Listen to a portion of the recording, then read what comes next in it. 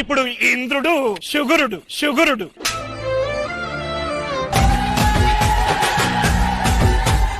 తెల్లవారుజామునే 5 గంటలకే లెగిసి ఫస్ట్ షుగర్ టాబ్లెట్ వేసుకున్నాడు.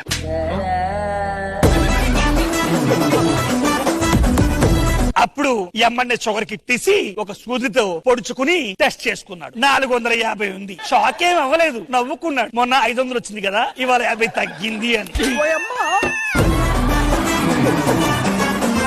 వీడు ఎంత గొప్ప యాక్టర్ అంటే కాంతరా అని చెప్పి శివపుత్రుడు చేసి అందరినీ నమ్మించాడు.